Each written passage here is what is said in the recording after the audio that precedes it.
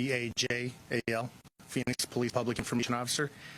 Joining me today is Sergeant Krista McCarthy, spelled MCCARTHY,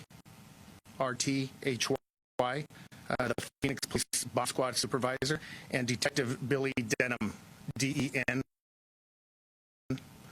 also assigned to Phoenix Police Bomb Squad. I would like to report that we've identified and arrested a suspect involved in the ongoing explosion investigations that have been occurring in our city since October.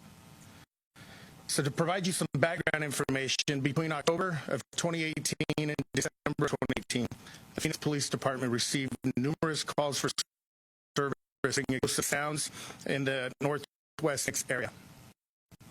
We were able to identify a focus area which encompassed West Thunderbird Road to the south, Valley Road to the north, North 67th Avenue to the west, and I-17 freeway to the east. Callers would use terms such as loud explosions, loud gunshot, I saw a flash, boom, and a.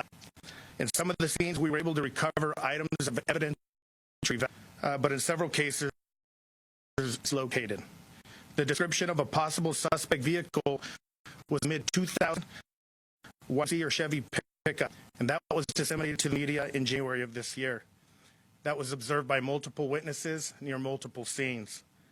At the beginning of this year, Phoenix Police received a tip from the community providing us with information that ultimately led to the identification of the suspect and his involvement in these crimes. On January 6, 2019, Cactus Park Precinct officers in patrol in the area of 3700 West Topeka Drive were on patrol when they saw a bright flash as well as heard a loud bang. They were able to identify a vehicle matching the suspect's vehicle, the white GMC pickup, in the area, and they conducted a traffic stop shortly nearby. They were able to identify and contact the suspect who was driving the vehicle, but at that time the suspect denied any involvement. The suspect was released at that time, but remained a person of interest for our bomb squad investigators. Phoenix Police detectives, working with other local and federal law enforcement partners, continued their investigation. After processing numerous pieces of evidence, hundreds of tips from the community, interviewing several witnesses and victims, detectives developed probable cause to arrest the suspect. This morning, March 4th, Phoenix Police Special Assignment Unit officers located the suspect in the area of 3600 West Rose Garden Lane near the suspect's residence and arrested him without incident. The suspect has been identified as 44-year-old Houston Willis. It's W-I-L-L-I-S. He's been booked on 3 counts of depositing of explosives and 15 counts of other crimes related to this investigation. We want to thank everybody who collaborated with the Phoenix Police Department to bring this investigation to a successful conclusion. The Bureau of Alcohol, Tobacco, and Firearms and Explosives, they provided us with assistance in the processing of evidence with the use of their lab. We also worked with the Glendale Police Department and the Maricopa County Attorney's Office. So at this time, Sergeant McCarthy will come to the podium to answer any questions you may have. I do want to remind you, this is an active and ongoing investigation, so there's going to be information that we can't release at this time.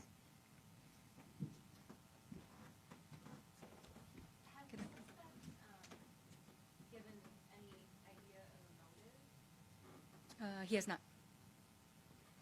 Are you able to share with us any of the materials that were recovered and what they seem to look like? There's a lot of speculation that this person was combining fireworks together to make these blasts because there wasn't a lot of evidence left behind. It didn't seem like this was a bomb per se. Can you tell us what you found and how it led to the arrest? Not specifically because of the ongoing investigation, but I will say they were comprised of an explosive and pyrotechnic nature. Is it consistent that you would find this in a firework, a legal firework? Not necessarily. Some commercial fireworks, but not the small, generally produced or generally available to citizens in the stores, if you will. Was he building these devices at his home? can't answer that one. Sorry. Was there anything, Yes, sir. Sorry. was there anything inside the home that you guys can tell us about? Not that I can release at this time. Was a search on the home conducted? Yes, ma'am.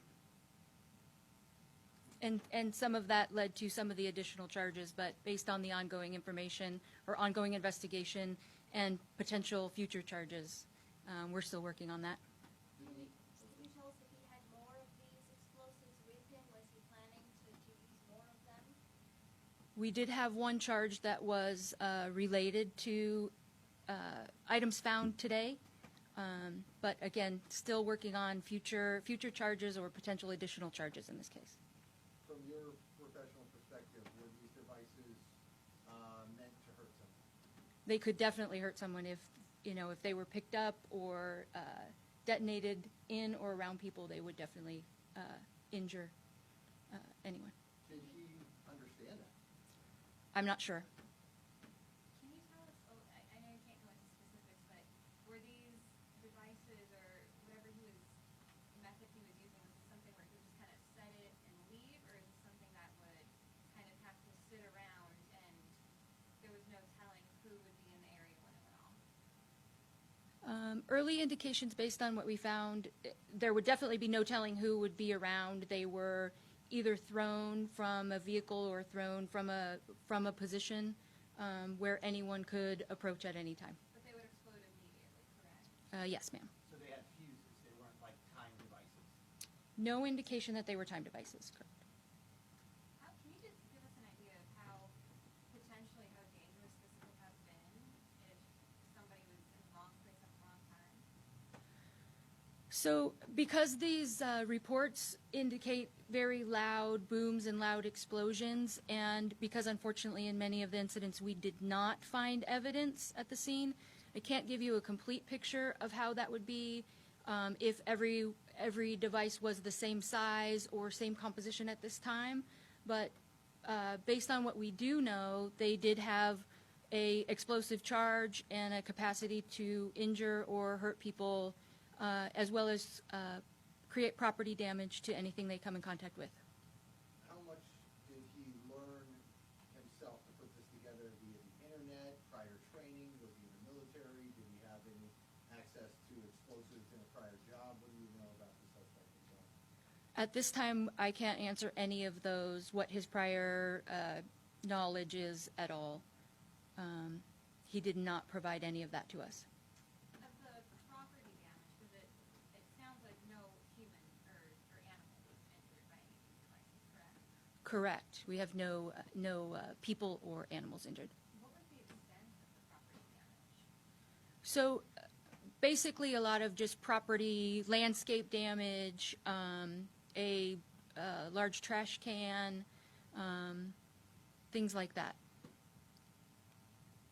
Thankfully, he didn't have any injuries potentially that could have been, knowing that how important was it to the department to find this guy?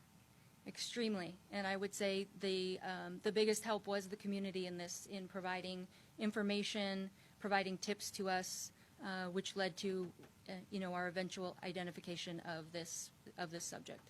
Was there evidence in the truck as well? I'm sorry, evidence in the truck. Yes, sir. The truck was searched as well today, and items were retrieved from there.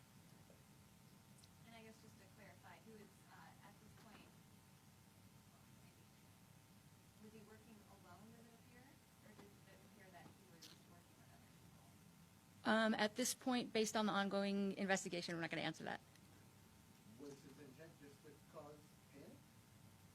Or, I mean, I guess that's not something you can answer. I don't know his intent. Do you know when the last reported explosion was? We have some reports that came in directly to the bomb squad from community members that were in the middle of January. However, those were not reported through the 911 or crime reporting system. They were directly reported to our detectives. So before he was pulled over? Yes. Did it seem like he went silent and maybe stopped after that traffic stop? I'm sorry.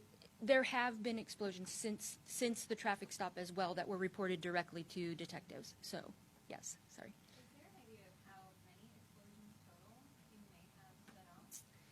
I don't know. We have in excess of 200 calls that came in through our reporting system. However, how many of those are specifically related to him versus other loud noises throughout this time period, we cannot separate those or specifically attribute a certain number to him versus not to him. So the 200 calls were just loud noises, right, in that area? Yes. Yes. As far as the amount of devices, obviously, since this guy didn't just set off one, he didn't just set off two, can you talk about how when these people do that, the more evidence they provide you, the easier it is to figure this out? I feel like from people I've spoken with, it was critical that it wasn't just one or two. It was the fact that you guys were able to generate more and more evidence over time. How critical did that play in catching them? If there had only been one bomb or one explosion, would that have been more difficult versus them just continuing to set these bombs?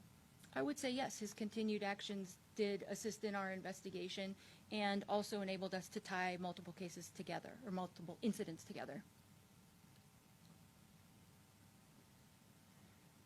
Any other questions for Sergeant McCarthy?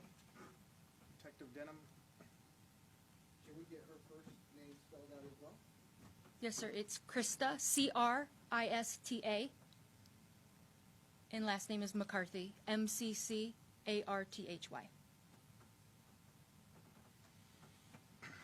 So thank you for attending today. I do want to emphasize that our bomb squad detectives within our Homeland Defense Bureau worked diligently.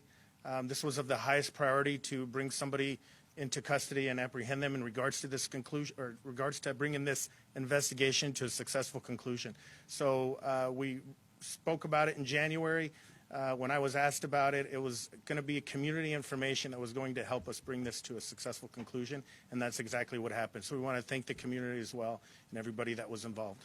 Sergeant, can you give me his charges one more time? Right now, I can tell you that there's 3 counts, felony counts of depositing of explosives. There's 15 additional counts related to this investigation. Some are related to the explosives and some are not.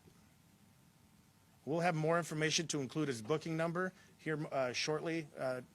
As far as we know, he's on his way to the jail or at the jail right now being processed. So I'll provide that to you at a later time. Have detectives spoken to him yet? Sat him down and spoken to him and interviewed him yet? They have, obviously after the arrest, they were able to contact him. I'm unaware at that time. Maybe you can answer that, Krista. Was there an interview done?